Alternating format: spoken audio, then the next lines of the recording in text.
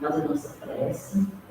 Como eu vou fazer no final, eu vou pedir para alguém fazer o inicial. Quem faz? Ó.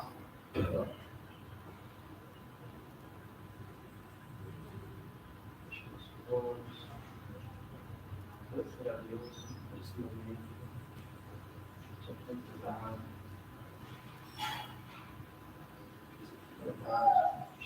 Está presente nesse momento. Nossa vida. Os oramos. Oração por o estudo. Agradeço, Senhor, por essas vagas. O Senhor possa estar sempre conosco, hoje e sempre.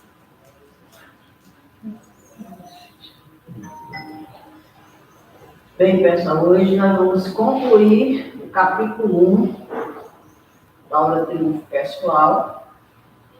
Nós já fizemos série no Espírito, que o Jacques apresentou, os arquétipos indianos que a Vera apresentou, o inconsciente que a Cláudia apresentou, e hoje nós vamos para o alvorecer da consciência. Então, já vou dizendo aqui, para quem está nos acompanhando, que isso aqui é um grupo de estudo, consequentemente, não são pessoas letradas e formadas na obra de Joana, somos estudantes, estamos aqui tentando entender, tentando também trazer um entendimento compreensível para as pessoas que estão nos acompanhando, porque também muitas pessoas têm dificuldade de entender a obra. Então, aqui a gente vai trazer aquilo que conseguimos entender e que buscamos para nos auxiliar. Mas eu estava dizendo para a Vera que eu estava dizendo, Dona Joana vem me ajudar. Então, as suas coisas complicadas, pois vem aqui trazer também uma ajuda para nós, a mim e o grupo. Intua-nos, para que a gente possa entender bem esse assunto. Então, hoje, nós vamos conversar aqui com um questionamento que é trazido logo no primeiro parágrafo, com relação à questão da origem do ego e da consciência. A Joana diz que a origem do ego e da consciência encontra-se mergulhada no conceito de que ambos estariam perdidos no meio da criação, quando não havia nada, mergulhados no inconsciente predominante. E aí, veja bem, eu vou falar o que eu entendi, gostaria que vocês complementassem o que vocês entendem. Se eu estiver errada, eu vou aprender, claro. Vamos aprender juntos. O que eu entendi, na verdade, quando ela fala aqui que o ego e a consciência estavam perdidos no mito da criação, quando não havia nada, é que eu entendi que não existia ainda nem ego nem consciência. Porque no mito da criação, ela diz que estávamos mergulhados no inconsciente predominante, no inconsciente de Deus, geral, divino. E quando ela fala que ambos estariam perdidos no mito da criação, aí vamos pensar aqui, o que é o mito da criação, né? Para que a gente possa entender melhor. O mito da criação, segundo as definições, são histórias simbólicas que descrevem como o universo e seus habitantes surgiram. E esses mitos se desenvolvem através de tradições orais. E, portanto, geralmente possuem múltiplas versões. Então, eu entendi que aqui ela queria se referir ao mito da criação, o que eu entendi, o mito da criação, aquela história que nos foi contada de como o mundo começou, como a Bíblia diz. Como tudo começou, que antes não existia nada, que Deus criou o homem e a mulher.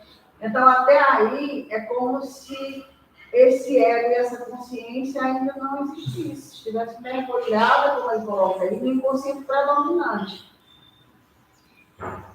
Até que viesse ao nosso entendimento, ao nosso conhecimento, esses pais da criação. Deixa eu seguir aqui para ver se a gente consegue entender.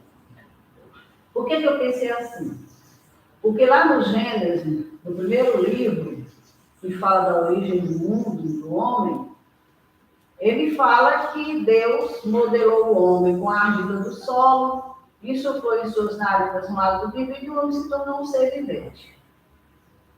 Então, ele não era um ser com experiências, com consciência, com personalidade, ele não era nada disso ainda.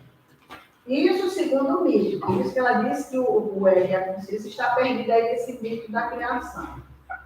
E eu estou querendo entender isso ainda. Aí a gente vê na Bíblia essa contradição bem flagrante com relação a esses pais do mundo, o homem e a mulher que foram criados, Adão e Eva, porque diz lá que eles não tiveram filhos, depois que foram expulsos do paraíso, até que eu dizer agora para um outro momento, que Caim matou Abel, que fugiu para as terras de Nod, lá se casou, construiu uma cidade. Aí já vem a Bíblia dizendo que não foi assim, não era só os dois, não existia só os dois. Porque se eles fugiram para as terras, se um fugiu para as terras de Nod, então já existia Nod, já existia terra, já existia pessoa lá. Se casou, já existia outras famílias que não só Adão e Eva e Abel, né? E se construiu uma cidade, também não foi só para eles 4, para eles 3, aliás, ou para eles 2, o casal. Aí o que acontece? Eu fiquei pensando, então, é um mito, é uma lenda, é uma história que é contada através dos textos, da sua maneira, para se ter uma ideia de criação de mundo. Como você conta com uma criança, você não vai contar, deixa que ela cresça, que ela busque conhecer, para entender, porque por enquanto ela não entende. Então, uma historinha simples fica mais fácil. Eu lembrei também dos exilados de Capela, que foram degredados aqui para a Terra e que tinham lembrança de um paraíso que eles viveram, que era Capela. E eles contavam para os filhos aquelas histórias da queda que eles tiveram, né, de descer, vir para um planeta inferior, ao ponto que Emmanuel diz que eles chegaram a acreditar, e por isso criaram a metapsicose, porque acreditavam que quando você fazia algo grave diante de Deus, quando você cometia erros graves, você decaía e reencarnava como animal. Porque vieram habitar no mundo muito inferior, habitando formas muito inferiores. Aí eu fiquei pensando, então é isso, na verdade, essa história do mito, ela não conta a realidade da criação, de maneira nenhuma. Uma história para a gente entender que houve um começo, que houve uma participação divina nisso tudo. Deus criou a terra, Deus criou. E isso ficou no nosso imaginário. Hoje, quantas pessoas ainda não acreditam que foi dessa forma que a terra foi criada, que o homem foi feito, que a mulher foi feita, né? Então, quando ele coloca aqui, que depois que eles foram expulsos do paraíso, que Deus disse que, a partir dali, eles iriam cultivar a terra, iriam trabalhar, iriam com o suor do rosto, construir aquilo que fosse necessário. Então, ela diz aí que no mito da criação, a perfeição estaria em princípio caracterizada pelo símbolo do círculo, que é aquilo que não tem começo nem tem fim. Ou se apresentaria em forma de luz, diferente da ignorância que se manifestaria com a sombra. Então, eu também entendi como sendo assim. Para serem perfeitos, eles não tinham que fazer nada errado. Não tinha que fazer o mal, não tinha que conhecer o mal, não tinha que fazer nada que fugisse do pensamento divino. E essa era a perfeição. Por isso que Deus criou anjos e demônios. E a sombra seria o ambiente que eles caíram a partir do momento em que, segundo a Bíblia, pecaram, né? Aí eu fiquei pensando sobre essa questão, justamente porque ele diz que ego e consciência surgem no mito, é como se dissesse, surgiu a partir daí no mito, constituindo o nascimento do ego, mediante o sofrimento que enfrentará a sua libertação. E somente será possível mediante as diferentes fases do seu desenvolvimento. É como se fosse assim, no meu entendimento. Agora vocês têm individualidade, agora vocês são seres pensantes responsáveis, agora vocês vão à luta. Agora vocês vão sofrer, vocês vão aprender até que vocês consigam, como ele diz aqui, mediante as diferentes fases do desenvolvimento, se libertar. Então, lentamente, nesse período, ela diz que inicia-se o pródromo da consciência do ego, que mais tarde se afirmará adquirindo conteúdos próprios. Então, resumindo, o que é que eu entendi disso aqui? Que antes desse mito, de se contar esse mito, dessa criação, que a gente entende como um mito, né, como uma história que foi contada para a humanidade, é que os seres não existiam, mas também não tinham personalidade, não tinham consciência. Então, não eram seres pensantes, não eram seres que tivessem responsabilidade. Nossa, solta aí. Vai ser. Avisa o pessoal lá que está soltando, porque ele vai sair.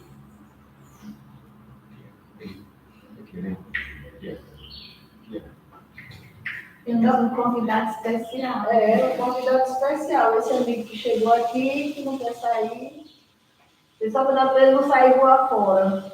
Então eu tive dificuldade de entender esse texto. Eu entendia uma forma, não estou conseguindo explicar verdadeiramente, mas é como se a gente pudesse pensar nesse mito da criação, como eu pensei, como esse momento dessa história contada para nós, da humanidade.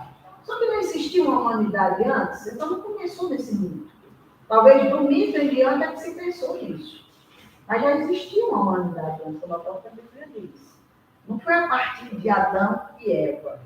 Mas essa história, esse mito que chega para nós, que é contado em forma de história, ele termina como que dizendo para nós que começou tudo a partir daquele ponto, que o homem adquiriu consciência a partir daquele momento em que Deus disse, agora vamos, vocês já erraram, agora vão embora, sigam a vida de vocês, cuidem da vida de vocês, cada um por si, façam valer a experiência, cresçam, aprendam, vocês vão ser responsáveis por tudo aquilo que vocês conquistarem. Então, esse foi mais ou menos um entendimento que eu tive, que depois que eles foram expulsos do paraíso, foi que começou o período da consciência, porque Joana diz que lentamente no período que eu coloquei aqui como sendo da separação dos pais do mundo, no caso Adão e Eva, inicia-se o pródromo da consciência do ego, que mais tarde se afirmará adquirindo conteúdos próprios. Como se fosse a partir desse momento que acontece esse surgimento, como ela bem diz aqui, surge no mito. Ego-consciência surge no mito, constituído o nascimento do ego.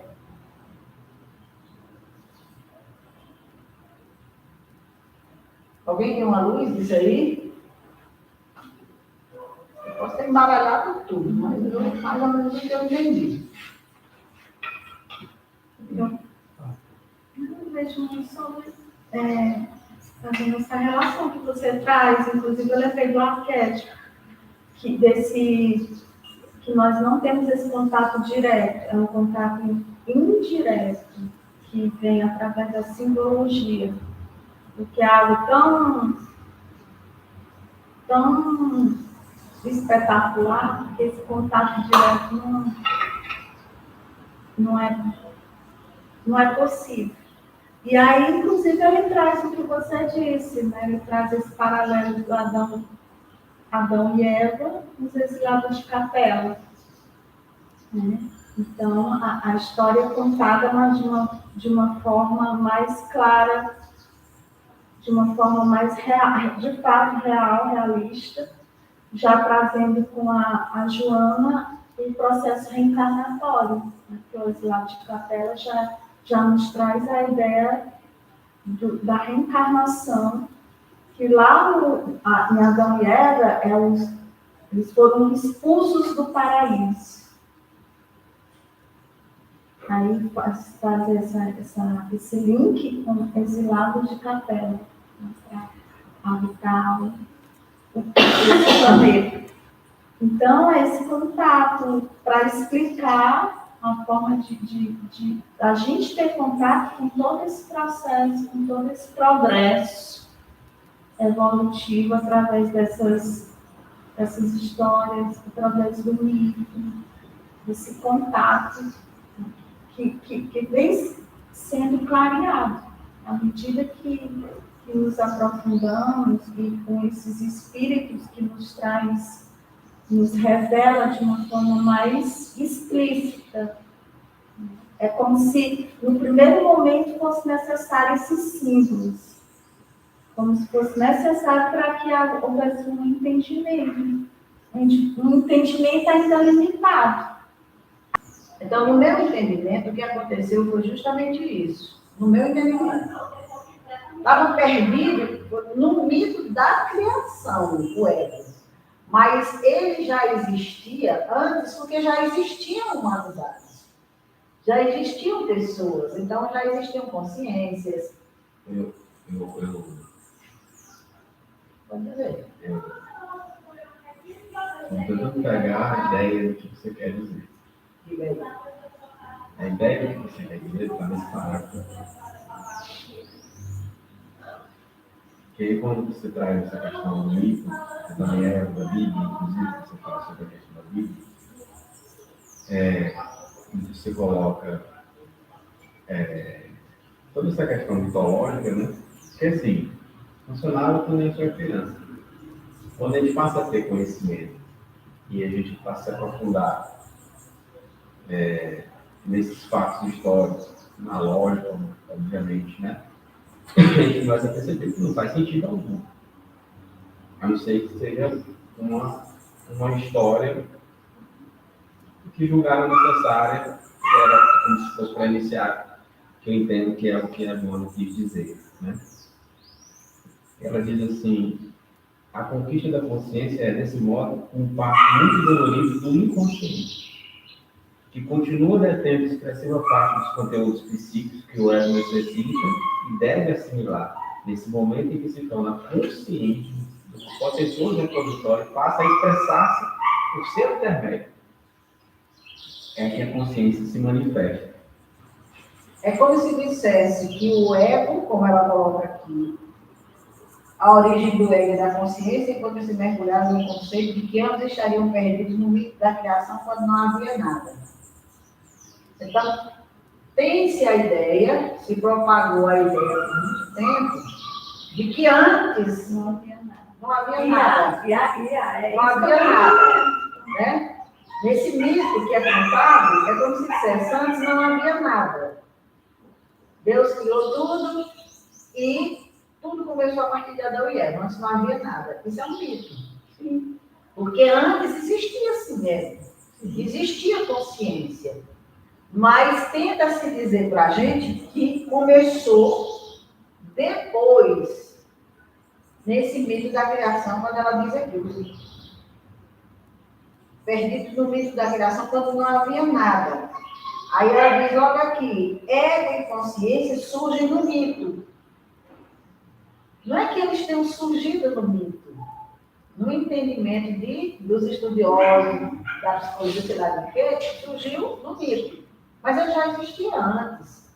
Porque a história conta a história de pessoas, como a Bíblia conta, como se tivesse criado a partir daquelas duas, mas a própria Bíblia mostra que existia já antes. É controverso, né? Então, o que acontece? Ela diz que, pelos entendimentos dos estudos que citei hoje, é como se o ego e a consciência surgissem no mito, constituindo o nascimento do ego, mediante o sofrimento que enfrentará a sua libertação.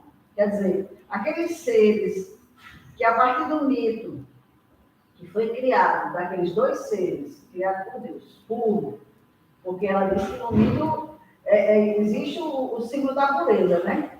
Então, eles foram criados puros, naquele ciclo, em formato de ciclo, que tem começo e não tem fim, foram criados puros. Então, não era para ter falha, não era para ter, não era para ter nada, eles foram criados puros. A partir do momento que eles falharam, ele caiu em sombras.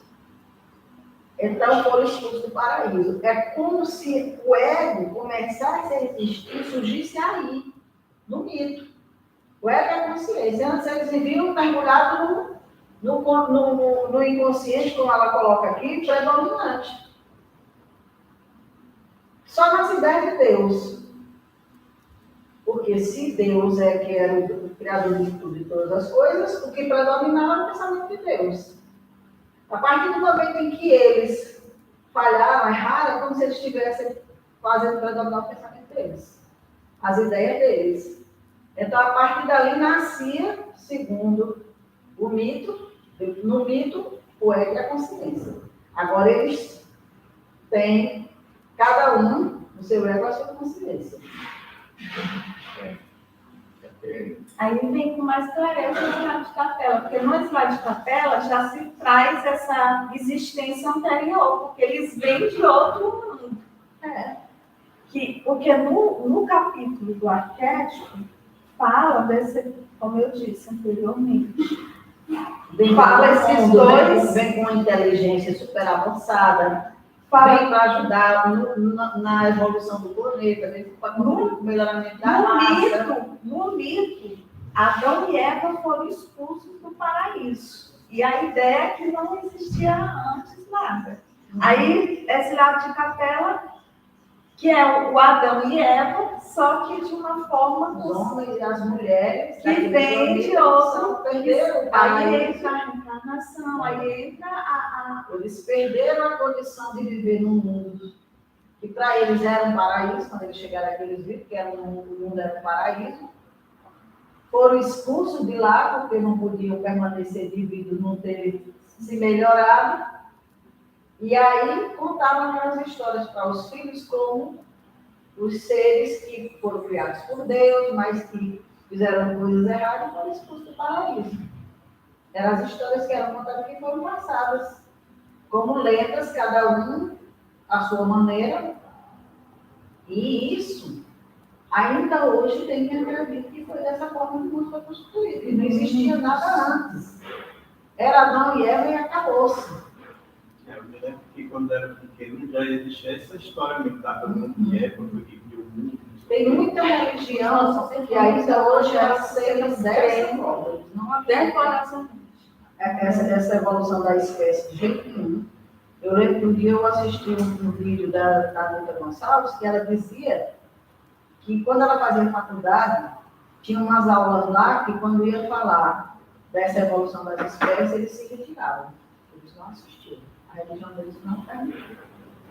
É engraçado, né? Que a pessoa pode fazer uma faculdade assim, sem querer participar de determinados assuntos, porque a religião não permite e tudo mais. Aí, no caso, quando ela fala que lentamente, no período da separação dos pais do mundo, o ego, a consciência surge no mito, constituindo o nascimento do ego, mediante o sofrimento que enfrentará.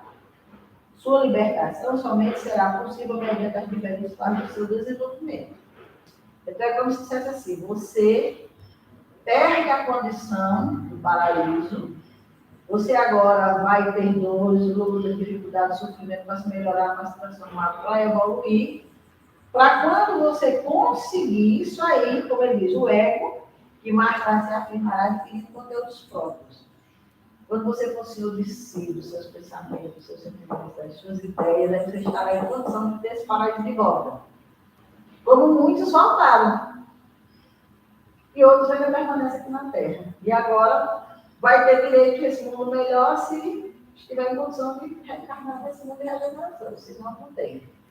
Aí, né, o Gabriel Delano diz o seguinte: esse desenvolvimento é longo e doloroso, porquanto, através do símbolo que nele permanece, a sua consciência se torna espiritualmente rica de valores, alcançando a autoconsciência. Então, não é uma coisa que você ganha, você tem que conquistar. Por isso que é o parto doloroso, como a Joana diz, porque para você ter uma consciência lúcida, meu amigo, você tem que se revelar, tem que se reconhecer, se aceitar, uma série de situações para você realmente galgar esse patamar. Aí ele diz, os instintos constituem, de qualquer maneira, os fundamentos da vida intelectual, que as incontáveis encarnações fixaram no nosso invólucro fluido. Progresso que consiste no domínio desses instintos mentais. Então, nós vamos construindo o nosso ego, a nossa consciência, trabalhando essas questões dos instintos brutais, grosseiros, violentos. Não é tão rápido assim, não, é lento. É um processo lento e gradual.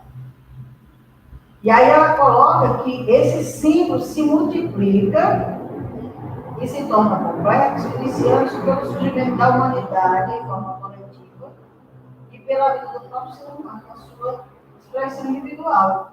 Quer dizer, é um símbolo que termina se multiplicando no sentido que eu entendi assim, que você começa a ter várias visões da situação.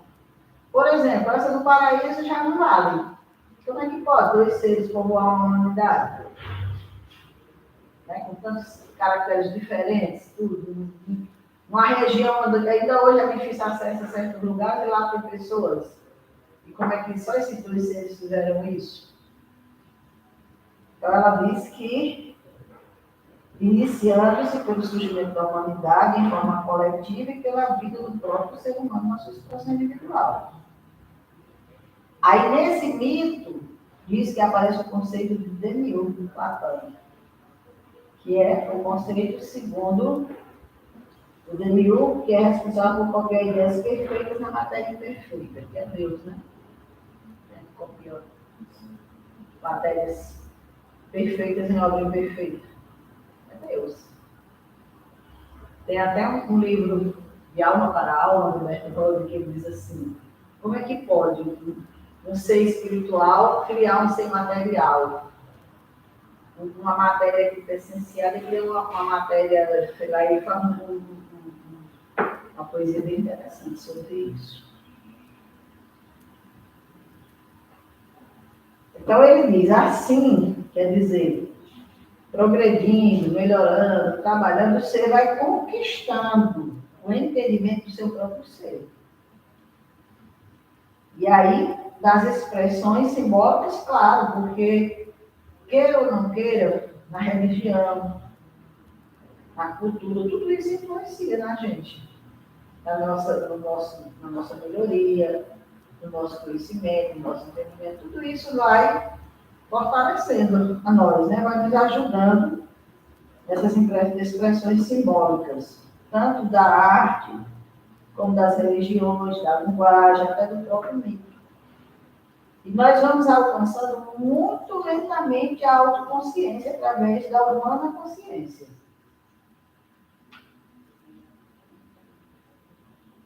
Fique à vontade, se vocês quiserem dizer alguma coisa.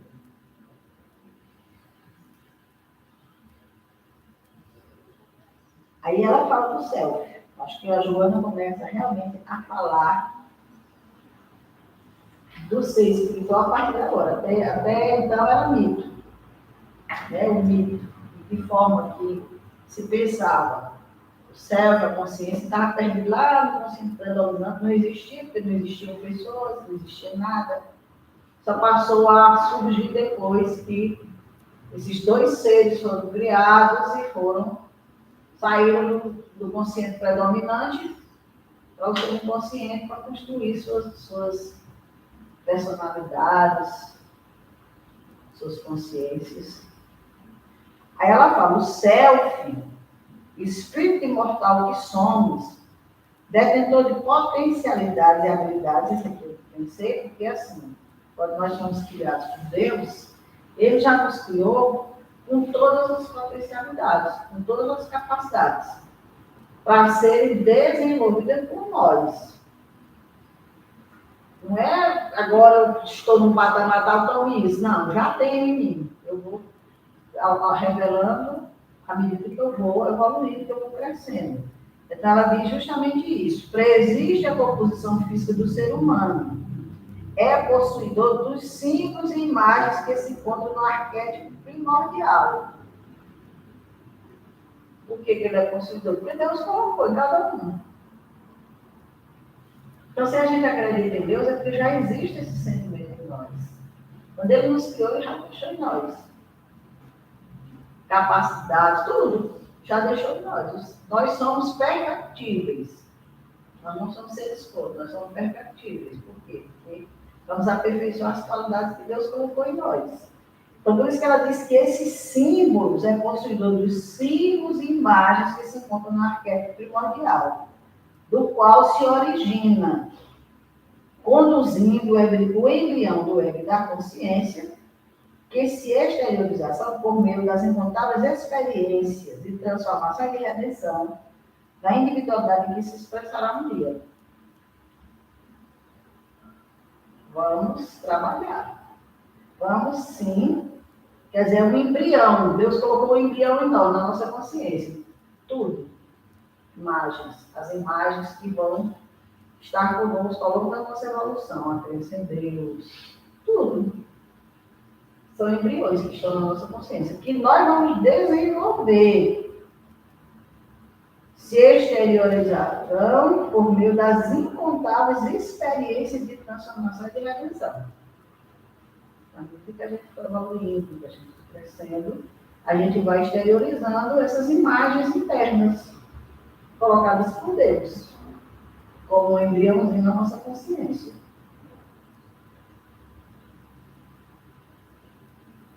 Todas essas imagens arquetípicas povoam o inconsciente pessoal, desde que sua origem está perdida nesse inicial inconsciente coletivo, e assumam os seus sonhos mediante representações específicas, que se vão assinando da consciência individual, porque por sua vez se liberta da coletiva para afirmar-se como autoconsciência, que ela tem um nó em mim.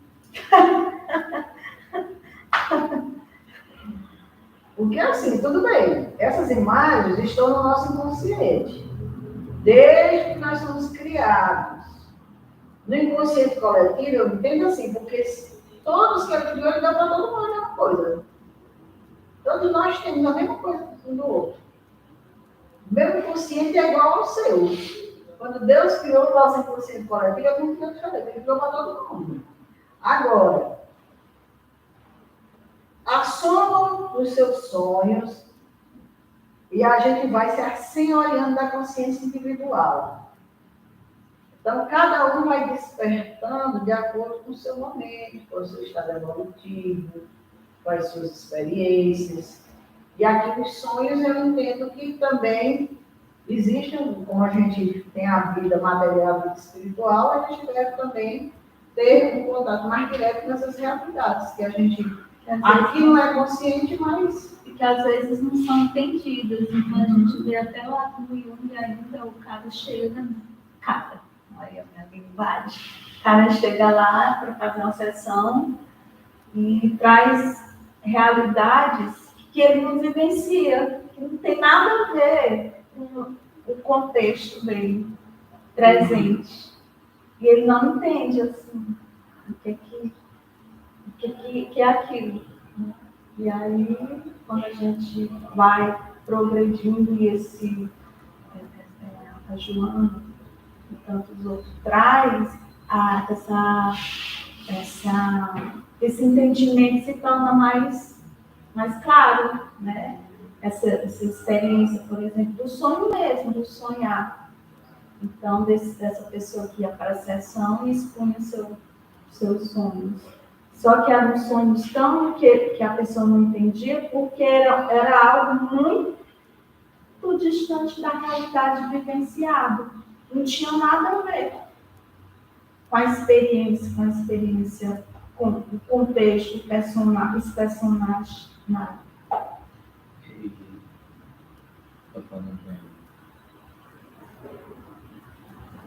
Como que a gente entende quando se fala de consciência, de inconsciência, quando se fala dessa temática. Não é uma coisa assim, como é que a gente aborda essa temática? Como é que a gente entende?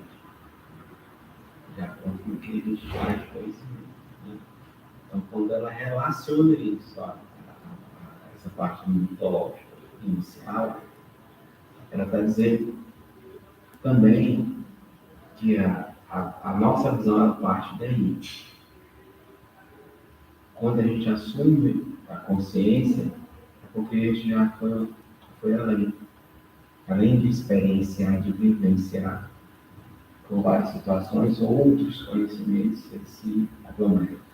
Então, a visão que eu tenho hoje não é a visão que eu tinha há um ano atrás, há 10 anos atrás, na minha outra encarnação, e por aí vai. Então, essa é uma construção, né? Mas, eu volto a dizer, eu acho bem interessante, porque, assim, eu acho que ela aproveita para dizer da origem, e a origem, ela está no mesmo nível da mitologia da criação. Né? O que eu estou querendo dizer? A Bíblia traz esse conhecimento para a gente, nós aqui do Ocidente, que é Adão e Eva, os cristãos, né? Adão e Eva, começou dali. Quando, na verdade, a gente passa depois a ter esse entendimento que a própria Bíblia se contradiz. Não é só antes já existia. Tá? Então, falar sobre consciência e o alvorecer da consciência começou ali? Não, a gente sabe que não foi. Né? Tem toda uma outra história para trás que é isso que você fazendo essa relação também com o Mas, o que também, depois que a gente passa a lei do ano, a lei desse capítulo, a gente percebe que, para favorecer o melhor entendimento, os conhecimentos se fazem necessários. Uma vez que, se eu entendo e enxergo dessa forma, e eu tenho consciência que essa é a verdade, eu já começo a falhar a partir daí, porque eu preciso de outros conhecimentos, e com outros conhecimentos, talvez, a minha verdade momentânea, ela se transforme. Né? Então, isso é um processo. Até o que a gente conhece e entende, simbolicamente, o céu, consciência, inconsciência, etc., ele é temporário. Então, ela faz essa relação, ela traz isso para a gente, no meu entendimento. E eu acho isso importante também, porque a autoconsciência é também, de certa forma, um amadurecimento e até uma independência. Porque, claro que a gente não está aqui falando de religião, não, absolutamente. A gente está fazendo um estudo e a gente está trazendo fatos. Né? Quando a gente fala do catolicismo, né, da igreja, da Bíblia, não está desmerecendo nada. Mas a gente está utilizando da lógica, né? E dos conhecimentos que a gente adquiriu, né, outros, para refutar algumas situações. Né? Inclusive para a gente compreender, por exemplo, o que a gente sente, o que a gente sente. Né? É claro que vocês vivem imersos na cultura cristã, os símbolos, os valores, tudo vai ser voltado para isso, porque é a história, é a nossa vivência, assim como aqueles que são inseridos em outro tipo de cultura, né? Como no Oriente, etc. Mas esse conhecimento, ele traz uma visão necessária, ele traz um maior amadurecimento, ele traz melhores condições de a gente avaliar algumas coisas que são postas como verdades absolutas, né? Que no fundo acabam se tornando mitos, acabam se tornando, enfim,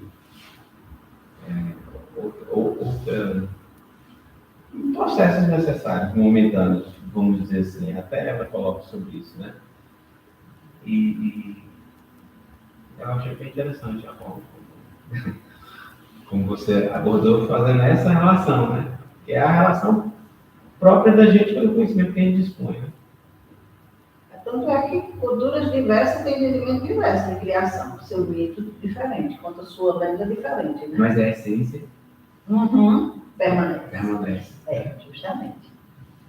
Aqui ela fala também que a conquista da consciência, que esse parto muito doloroso do inconsciente, não significa a inexistência do inconsciente. Não quer dizer que, pronto, acabou o inconsciente pessoal, coletivo, predominância, não. É apenas um passo avançado na direção da autoconsciência. É um enriquecimento pessoal. Eu ter autoconsciência, eu ser mais consciente, não quer dizer que acabou a inconsciência, não. Até porque, espíritos milenares que nós somos, tem muita coisa no nosso inconsciente arquivado. Eu posso ter uma consciência hoje de muitas coisas, mas o quanto tem de inconsciente, não sei. Talvez seja a expressão seja lucidez. Quando você alcança a lucidez, não significa dizer que você... Né? Pois é. Pelo menos você reconhece que não sabe tudo. Pronto, esse é o ponto. Essa é a chave. Você tocou no ponto mesmo. Não sei, e por isso que só tem dizer, só sei que nada sei. Até porque E era considerado um sábio. os sonhos continuam. A arte abstrata que o artista produz, que quer dizer algo, né, que às vezes ele não sabe nem, não explica o que é esse algo. Então, tudo ele vai ficando, é como se estivesse saindo de uma caverna e estivesse começando a luzinha chegar, clarear, e ali são passos até conseguir se ver a totalidade, a luz completa. Então, esse processo contínuo que você está falando, que já está trazendo, né? Continua. Esses processos que a gente nem entende e que, às vezes, nesses processos a gente adoece. Exatamente porque não dá esse mergulho para tentar, para buscar entender esses processos que vêm os tormentos. Agora, se numa vida a gente já consegue ter uma visão mais ampla, lá no decorrer da vida, né? Tem uns que despertam mais cedo, outros mais tarde, não sei. Mas se a gente para refletir sobre lá no início, como era, como eu estou hoje, a gente vê que a gente teve uma linha aí bem marcante de evolução, de aprendizado, de entendimento das coisas, de uma série de coisas. Numa vida, você imagina ao longo das reencarnações o somatório que esse espírito vai fazendo. Me lembrando aqui da Anísio, da psiquiatra, da Silveira, que aquelas obras de artes das pessoas que tinham transtornos mentais e que saíram obras assim magníficas. Então, o que é que eles traziam? Aparentemente loucos, aparentemente fora da realidade, insanos, mas eles tinham conteúdo que eram expressados na arte, nas telas, na pintura. Então, o que está aí por trás disso? Né? O que vinha, que imagens que vinham, que eram claras para eles, embora eles não conseguissem expressar de uma forma verbalmente. Nós estamos falando de alvorecer de consciência, né? É tudo isso aí. Aqui no final ela diz o seguinte: carreia de uma para outra expressão de vida as heranças ancestrais, que passam a constituir um imenso patrimônio para ser decodificado quando, na sua humanidade, o espírito alcançar o patamar da consciência plena, degrau que o erguerá a angelitude, que o reconduzirá ao mundo da luz inicial de onde o demiurgo, o incriado, retira os elementos constitutivos do universo, gerando tudo. Então, de uma para outra expressão de vida, quer dizer, tudo se cadeia no universo. Nós não estamos começando desse ponto. Aqui a gente vem, como ela coloca aqui, heranças ancestrais, que passam a constituir um imenso patrimônio. Então, cada um de nós tem um patrimônio imenso que foi conquistado, que foi trabalhado por nós, ao longo da nossa evolução. Essa ancestralidade é hoje, posso ser hoje o espírito do meu bisavô, que já viveu, e hoje estou encarnado na personalidade da bisneta dele. Tem tantas situações assim, comprovadamente, de espíritos que estão aqui vivenciando experiências que têm relação com aquela vida lá do passado. Então, ela diz que é justamente isso. Vai ser decodificado quando o espírito alcançar o patamar da consciência plena. Aí a gente vai entender tudo. Muita coisa a gente não entende ainda. Por quê? Porque não tem essa evolução ainda. A gente não entendeu hoje, mas no ontem. Então, quando a gente alcançar esse patamar de angelitude, aí a gente vai poder fazer essa linha, essa conexão direta e dizer assim, agora eu entendi tudo. Agora sim, eu tenho, como Jesus tinha, né? Jesus é um espírito que brilhou. E a gente pensa que ele foi prontinho assim, Deus, meu filho. Não. Foi um espírito que teve todas as suas experiências, todas as suas vivências e consciência plena de tudo. Por quê? Porque já estava nesse estado de angelitude, onde ela coloca aqui que o reconduzirá ao mundo da luz inicial. Quer dizer, quando a gente tiver galgado esse patamar, é como se a gente tivesse voltado para aquele momento em que a gente foi criado. Das mãos de Deus, como se a gente estivesse com Deus naquele momento. Nesse momento de luz. A consciência, pois, esse altíssimo valor que o self conquista, integrado todo o patrimônio dos conteúdos psíquicos existentes na realidade do discernimento, além do conhecimento, dos sentimentos harmônicos com os instintos na razão bidirecionada. Então, a consciência é tudo o que o espírito vai poder expressar no seu estado de angelitude. É quando ele tiver consciência plena de tudo, discernimento, conhecimento, sentimentos harmônicos com os instintos, razão bem direcionada, que haja reencarnação, para a gente chegar lá. Porque por mais que a gente se diga harmonizado hoje, meu amigo, na harmonia nenhuma, qualquer coisinha pode nos tirar do sério.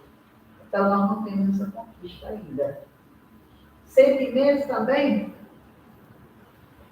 qualquer coisa pode fazer com que esse sentimento, sei lá, assuma uma característica positiva ou negativa.